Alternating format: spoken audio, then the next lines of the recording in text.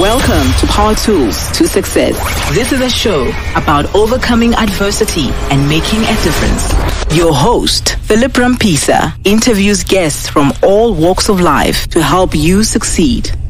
Hello, welcome to Success Power Tools. Today we are going to be speaking to Siba Mtongana. Siba is a food expert, a businesswoman, and a family woman. My name is Phillip Ramphisa. So this is a show where we speak to people that have been successful and that have made a difference to South Africa. And I'm truly honored to speak to you today. Welcome to the show. I hope you've had a good day. Oh, I did actually. I had a great day. Thank you for inviting me on the show. I know you don't need any introduction. For the benefit of our audience, can you please tell us who Siba is? Okay, Siba is Siba Mtongana, born and raised in East London, Mtanzane. I'm formally known as the food queen, inverted commas, in South Africa and in Africa, and that's what many have referred to me as. I have a degree in food and consumer sciences where I majored in food science and nutrition. So I am a person who chose food as a career path in a time where food was not a particularly good choice at the time. In fact, it was seen as an inferior choice because our parents, at least at the time, did not know that there would be such opportunities in the food space. I'm blessed to have been the first in South Africa to have, at least first woman of color to have a show, Siba's Table, that has aired in over 135 countries across the globe. Wow. It is in over 60 million homes in the USA alone. It's syndicated in every continent. And all it is just me having taken a bold step to take a very unfamiliar route with food at the time. And I'm grateful to God that it has become such a great success. Wow. That's me in a nutshell. Wow, Siba. And I find that particularly interesting because you say you've chosen food when, people were not aware of the importance of food or the food industry. And that must have been many years ago. And I wanted to ask you, when was the realization? Food has always been my first love. That besides God is my first love. Then followed food. And, it's always been there. I remember from a very young age, my mom had the most beautiful garden in our backyard, as most homes in the township at the time at least had. And my father tended the garden for her. So I remember this interaction between the garden and the kitchen, but I was never allowed to cook at the time, but rather to observe until they felt that I was old enough to handle the knife. I was old enough not to injure myself in the kitchen. I remember when I had the opportunity to do it, it was a wobbly start. I remember when I first made breakfast for my dad on a Saturday evening. I was very young, must have been maybe 6 or turning 6 that year. Yeah. I burned things irrevocably and I still served it with a very nervous face. And I remember my precious dad who ate it with such joy and said, "Wow, Mtanam," which means my daughter, this is the best meal ever. I think you must be a cook.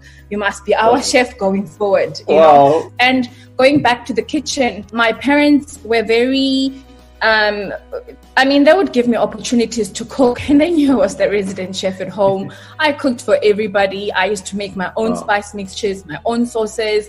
I just didn't want, to use the norm of what we had, the usual tubed beef stock we had at the time. I'd make my own sauces and so on. And even though they knew that was my passion, that was what I really loved doing, never in their minds did they think I would want to make this into a career. And I understand why. And it's because at the time there was no woman of color who was successful in the food industry that perhaps I could have modeled and say, "Mama, I want to be like so and so," And it meant that I had, by taking that path, I would be the one that many people then model too, as the person who led, people specifically in Africa and South Africa, person of color who opened up the industry and contributed to it, to what it is today, that so many young Black women have now entered, not just women, men, etc. So I'm proud of that, but it does come with a lot of pressure of having to continuously break barriers in order for others to see that the opportunities that are there are endless. Yeah, speaking of barriers, Siba, I have a lot of respect for you, and it's because there are a lot of people, and I remember when I was in university, we had some students that were studying engineering, some, would study commerce, but we've always respected people that were studying food, because we respected those people, because we felt that they were following their passion. And so many people have a passion, and it's not just food, but people have passions about many things, but it's rare that people can turn their passion into a successful business, and not just in terms of money, into something that changes people's lives and inspire other people. So what I would like to know from you, when was your breakthrough, and did you meet any obstacles into becoming who you are now, and how did you overcome those obstacles? Okay, I've had a number of obstacles and breakthroughs, which I forever celebrate, and I'm grateful for and thankful for. That I managed to break the barriers. One was when I decided that I wanted to do food as a career. My parents were besides themselves. When I wanted to do food as a career and they said no, there was a moment of doubt there, and that was a big challenge to overcome, because at the end of the day, you know how it's like, having come from a township and you just want to go start a food for what? So how is that going to secure your future? Are you going to be a mother one day? How are you going to take care of the kids, etc.? So my parents were very worried in terms of that, and which in turn made me worry and doubt if whether I was making the right decision. But I'm quite grateful that I've always been somebody who listens inwardly, intuitively. And I think the beauty about it is that we were taught about the principles of God, and God, the Holy Spirit, being able to speak to you, or things like that, coming from a Christian home. And I remember when I prayed about it, I just got so much peace that even though I'm going into a field that is not necessarily popular, etc., but I knew it was the right decision for me. But having to make my parents understand was a big challenge. And I remember Mama said to me, this is a gap year, let's let her do this, because I think it's a gap year. Some kids want to go overseas and au pair. This is one of those things, the two parts. She'll do law, she'll do LLB, etc., because that's what they thought was best for me. So that was my first challenge. My second challenge is that after university, I was one of the top students in class. I got a bursary from the Department of Agriculture in my second year. I never applied for it. My teachers recommended me for it, and I got it. And so I really had a great time at uni. It was really amazing. I really enjoyed my time. I was working. I had lots of jobs within university, but I knew that the money that my parents were sending me, which was 500 rands back then, was a lot. I also received 500. It was a lot. So I knew that I needed to also do my part in order to help. So after university, I was without job for 9 months. And that was one of the biggest barriers, being a top student, having a bursary that pays your accommodation, gives you a stipend, literally you're being taken care of in that way simply because we are excelling in terms of academics. And then to going to a space where you cannot find employment, that was really frustrating for me. And for a period of 9 months, that was the case. And fortunately, I went back to my lecturers and I asked them if they can please help with any kind of job. If there's anybody from the industry who comes to them, they must just, recommend me, because, I had confidence that they would recommend me because they had worked with me. And luckily, they had just been approached by Dra Magazine, and Dra Magazine was the one who was looking for young, dynamic male who would take the magazine further, but it so happened to be me, which was great. So that was the second obstacle or barrier. And then there was another time when I was, headhunted by Food Network. I was really, there was a sense of feeling, am I up to the task?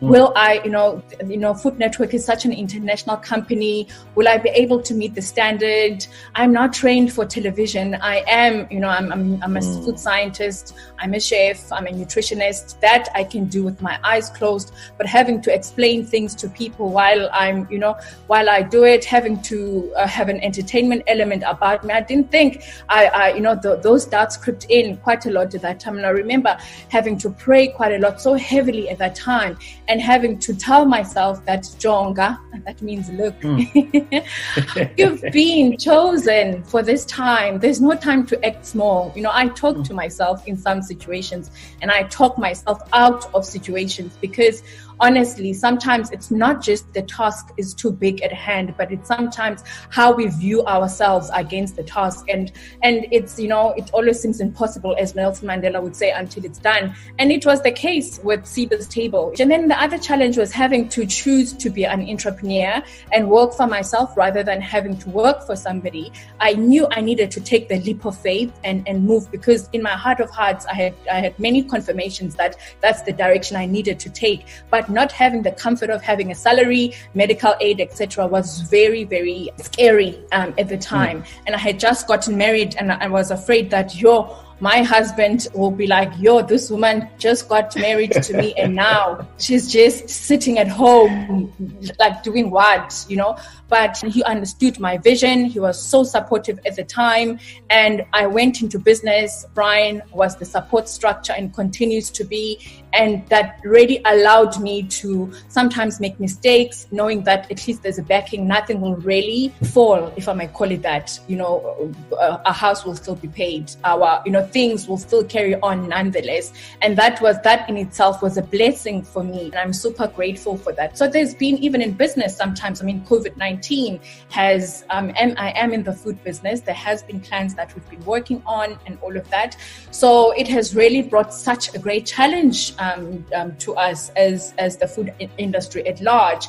But it also brings an opportunity to look at things with a different eye in order for us to yet again, bang, bang, bang, bang, and bash, and break through to new avenues and areas where we did not necessarily think before this challenge. Wow. I mean, after what you've shared with me, your inner voice, how it guided you through difficult times, how you came out of 9 months of unemployment, I have so much faith in you. I mean, even after this COVID-19, I'm sure you'll do great. I'm so inspired by your story, because I know so many people would be worried. I mean, so many young people go to school and they are unemployed for some even a year. And when you are in that situation, it seems like you cannot pull out of it. And I mean, with your story right now, I'm sure you've just inspired many of those people to just have faith, and listen to the inner voice and just believe in what they are doing. I'm truly inspired. Siba, tell us about your book that you wrote in 2016. And now it's been 4 years since 2016. Has it left the impact that you wanted? Are you happy with it? Is there another book coming? Yes. Okay, let me tell you a story, and I think maybe I'll go in a little bit deeper with the story with you, because this is a platform where I feel I can speak about even, the challenges that I've had. Now, that book was released in 2015. I worked on it in 2015. Before I did the book, I had gone to a number of publishers, and nobody believed that the black market, if I may call it that, can consume books or buy books. And it was a very niche market. So when I said I wanted a cookbook, people looked around and there was no person of color, or if there was, it was one or two, and maybe they'll look at the circulations of how their book did, and they didn't see any value in that. And I knew that, we have a market, but the books that have been given to us were just not given to us in the way in which can relate to us. That was the beginning, actually, of my entrepreneurial venture. I was pregnant, actually, at the time, and very feisty, to be honest. And I thought, so I am very sweet, Philip, but I'm equally feisty. And when I sting like chili. You don't mess with me, Civilicious. Now, when they said that, I was so upset, and nobody was willing to invest, at least at the value in which I wanted them to invest. And if we were to do it, it was going to be you just making a name for yourself. And I thought, I already have a name. I have a show that is in over, it was 128 countries at the time, so what more do I need to prove? I need not to prove anything. I have a product that I think can sell, and I need you to give me a fair price for it. So, and I can, it will sell, but it's such that from your standpoint and your experience, you don't see it. But from my standpoint and my experience, I see it, because I am the market. And if there was a book that was written in the way in which my book was written, I knew people would buy it, and I would have bought it if I was just, an ordinary consumer.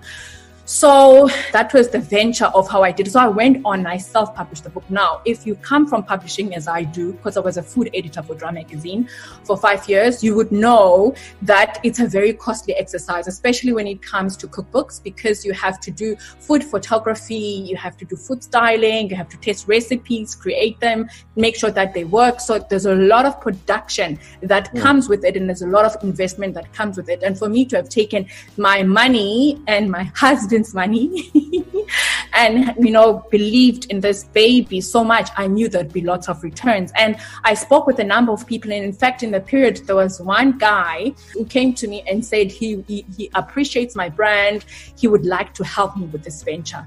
Wow. And he would like to help me with distribution, help me with this, etc. And then that sixth sense, I just had doubts, those doubts where you're like, you just doubt, but at the same time you're like, but you mustn't be foolish at the same time. There's a certain level where you have to be skeptical of people, but you can't, without any risk, you can't go anywhere. So anyway, I published the book. I had a very good relationship with Woolworths because I was their columnist for Taste Magazine at the time. And then they took the book. And within that period, I did a deal with a person of my own people. Black people, my people. They swindled me. Bandi swindlisha imali, like the biggest amount of money ever. They swindled me, my hard-earned money. It was the hardest thing ever. You must remember, at the time, I was pregnant with my second born, Ulina Mandla. So it was a very, very hard time because of what happened. But the book itself won awards. It won so many awards, 2 in China, in one of the biggest awards we have in cookbooks in the country, the first of its kind. And behind the scenes, I was battling with having to fight these people who had, in a way, stolen my baby away from me and stolen my monies when it came to that, who had promised to do this, but then they did at the exact opposite. And it was in 2016 actually, and it was 2016 in my eyes, I count as one of the worst years of my life. I'm only 35, but it is one of the worst years I could have ever gone through, and it was majorly because of having invested in such a beautiful project. It did exceptionally well. It was sold out completely within its first week. We just could not keep up, which is still the same even now. So, long story short, I then decided that, you know what, I will fight them in court. So we were fighting this battle in court behind the scenes. Now imagine, the book is selling out, the book is winning awards, the world is cheering you on, and they are celebrating you for having taken the stance and all of that. And in the background, here I am fighting for its survival and fighting for the very reasons why I wanted, which was a very sad story, but to God be the glory. And, we won in the end, which was great. So it then gave me the opportunity to then redistribute and to just push as much as I could. To such an extent, one of the things I did, in fact, not so long ago, I thought I'm going to give my table, Welcome to My Table, another chance, which is to partner this time with a publisher who has been wanting this book after it won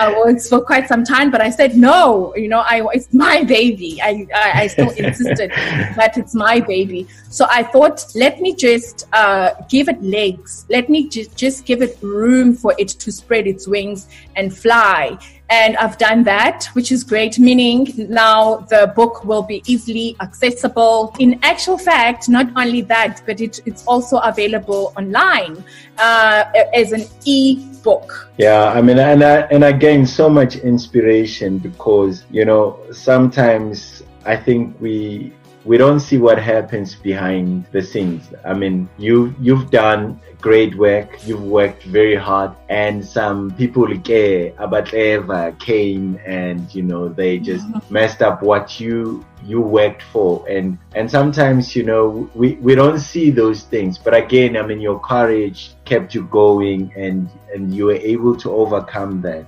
I mean, I'm looking forward to the book, and personally I read a lot of ebooks, so if you say it's going to be available as an ebook, it'll be a great read.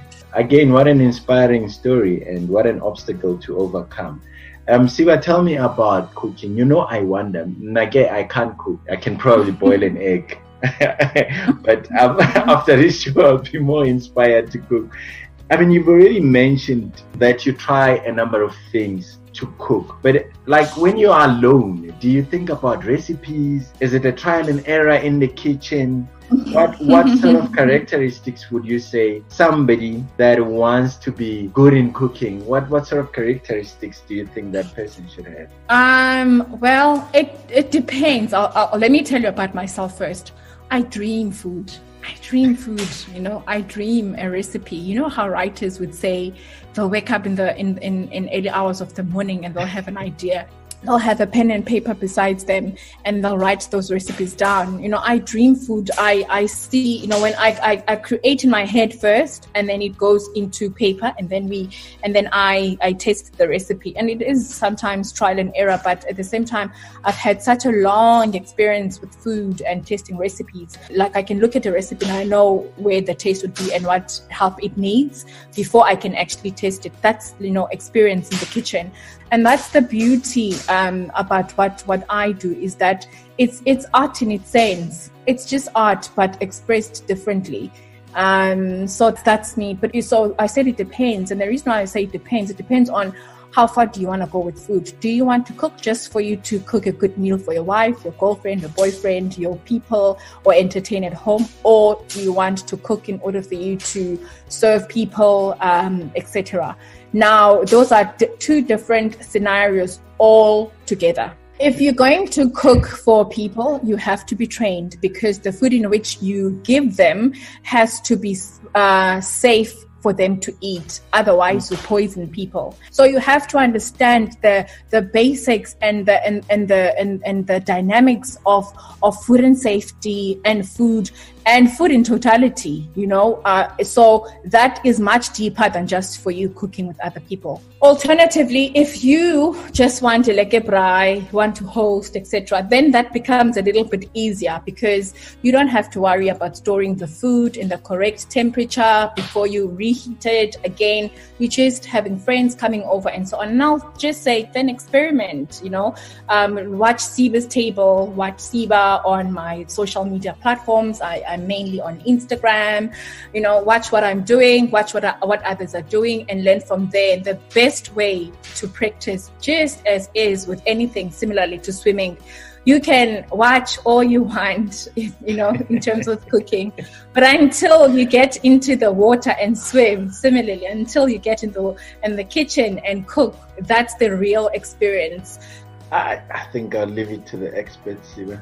Sorry, I didn't mean to deter you, but I mean, watch, and then do it. No, but my belief has always been that each and every person needs to have at least one recipe that they get right, just one.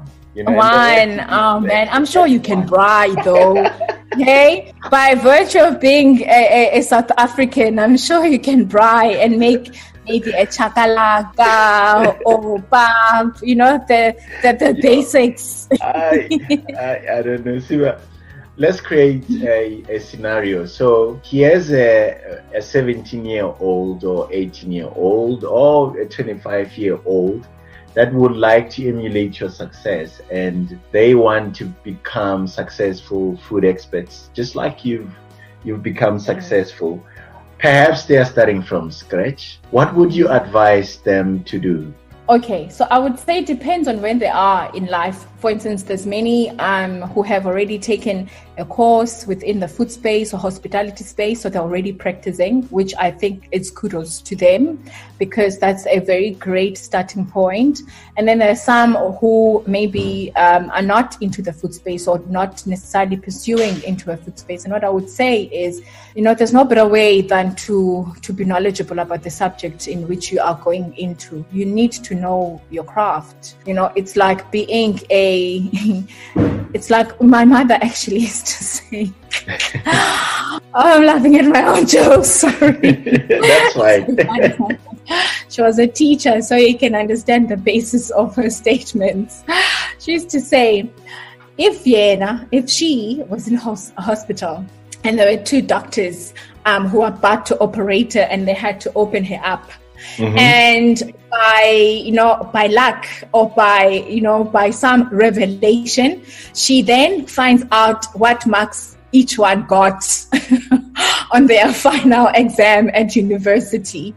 And she finds out that both of them got less than 80 or 60% or even 30%.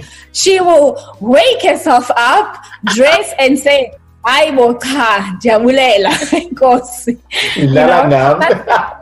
but she was so dramatic when she did that. Now that I'm older, I understand where she's coming from. So knowledge is power in that sense, that you are able to stand above the rest. And besides that, it means that you really care about what you're doing. It's not just but you really, really care.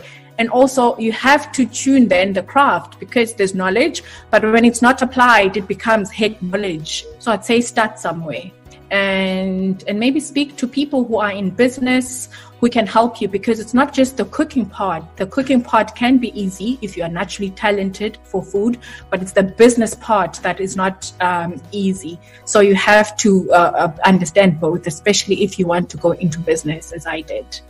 Wow, multi-skilled. Business and cooking. But yeah, I agree with that, Siba.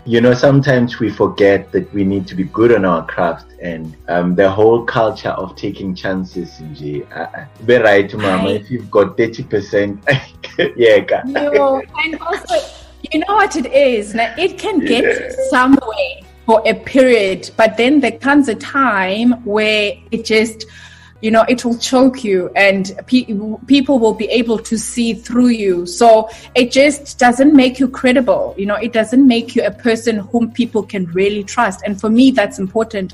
When I say X, Y, Z, I say it because I know I've studied about it and I continue to study.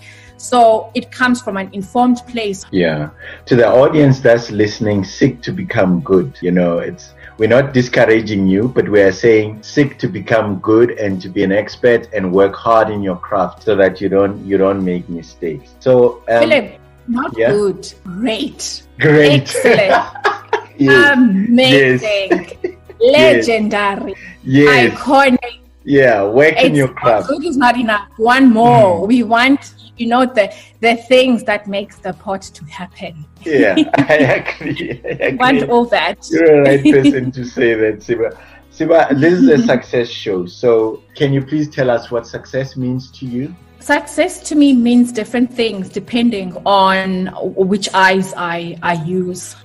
From a spiritual perspective, I really believe that we are called for more than ourselves, and there's a greater purpose than just us living this earth. We have to impart something in others somehow. So I do believe if I'm able to do what I do, have this interview, and it touches someone to get into their destiny, that for me is success in itself from a spiritual level, because I have in essence fulfilled part of what I'm called for on earth. So tapping into my calling and not imitating other people, doing what I'm called to do, for me, success. And then the second part, success is having to be able to have gone through the things I've gone through and still be defiant and say there's more for me. I've just had the top of the iceberg, but not gotten to where I really need to be, and still fight and still pave the way.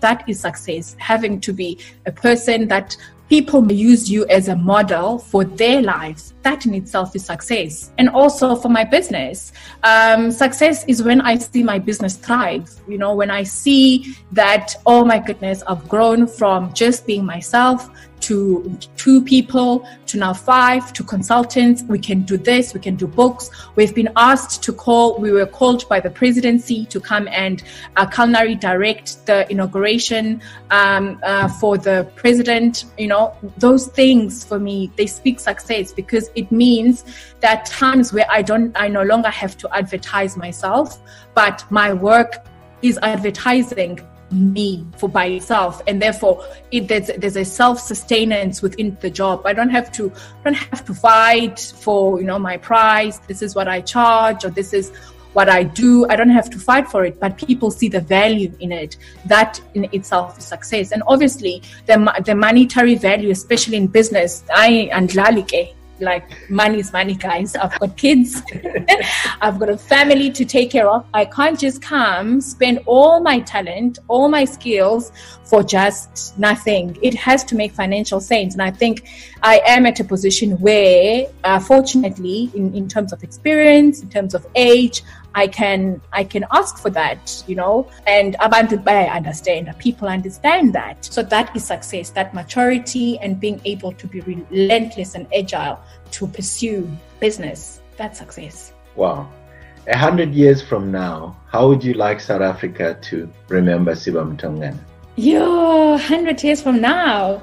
All right, let me think. I would like to be remembered as the wealthiest female in Africa, who stayed in Africa, like not Umdu Obeshala overseas and made money overseas, but who made money in the continent, that people would model against such. I want, when people, not sure whether it will be Google, also I'll say when people search my name in archives, they will see somebody that they will still want to model to. They will see somebody whose life really meant something, not only to themselves, but who brought such greatness in the continent of Africa, and was a person who helped many. And by saying helped many, I've got dreams and aspirations, Phillip, that one day, you know, God willing, and I know He is, I will build schools, I will build libraries, I will build, you know, those things. That's my burning desire. That's why, you know, I work hard, because I do not only want to succeed for myself, but I've got other things and another thing that I'd like to leave as my own legacy for the continent and other developing countries. So my dreams are that big, you know, they go beyond food. I want to make a lasting legacy, and God willing, which I know He is, it will happen. And now, here is a pearl of wisdom from our guest today. My biggest motto in life is do your best and God will do the rest. So my thing is, I do my best. I do my absolute best, the very best I can ever do. And then God will do the rest by opening doors and opportunities that are far bigger than I would ever have opened on my own. So that's what I leave you with. Do your best. Thank you so much, Siba, for joining our show. I'm sure that people listening to this will be inspired. Thank you so much for your humility. We look forward to people feeling fulfilled and, you know, inspired from this show. Thank you so much. Thank you. You're welcome. Thank you for having me. Take care. There you have it. Be resilient, seek to become great, remain inspired, move all mountains and obstacles standing in the way of your success, and do not dare give up on yourself and your dreams. Thank you for joining us. To consult, reach us, or subscribe to our newsletter, please visit www.PhillipRamphisa.com.